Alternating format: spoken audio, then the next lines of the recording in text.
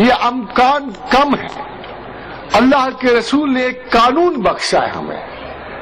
اپنے خدا نے بہتری کا ایک قانون بنایا، رسول اللہ صلی اللہ علیہ وسلم نے اس کی نشاندہی کی ہے. فرمایا اذا اراد اللہ بعبدہ خیرا، جب اللہ کسی بندے کی خیر کا ارادہ کر لیتا ہے، جب خدا یہ فیصلہ کر لے کہ میں نے اسے خیر کثیر عطا کر دوں، اور خیر کثیر حکمت، یؤتی الحکمت من یشاء ومن یؤت الحکمت فقد اوتی خیرا کثیرا. اور سب سے بڑی حکمت کا ذکر اللہ کے رسول نے اس حدیث میں، اذا اراد اللہ بعبدہ خیرا، جب اللہ نے یہ ارادہ کر لیا کہ بندے کو خیر کثیر عطا فرمائے گا،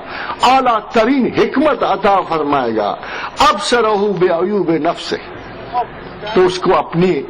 نفس کی خرابیوں سے آگاہ کر دیا، اس کو اپنی غلطیوں سے آشنا کر دیا، اس کی اپنی کوتاہیوں سے آشنا کر دیا. جو شخص اپنے آپ کو درست سمجھتا، جسے اپنے سیلف کے ساتھ ہمدردی، جس نے اپنے آپ کو صرف بہتر ہی سمجھا، جس نے صرف دوسروں پر تنقید کی ہے، عیب جوئی کی ہے،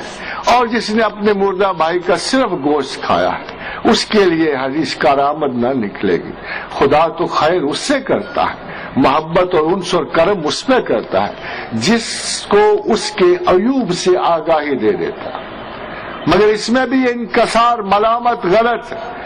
اور یہ انکسار اچھا نہیں ہوتا کہ جناب میں تو ہوں ایسا، میں تو برا ہوں، مگر دل میں خوشی منا رہے ہوتے کہ اس انکسار کے بدلے لوگ مجھے اچھا سمجھ رہے ہوتے.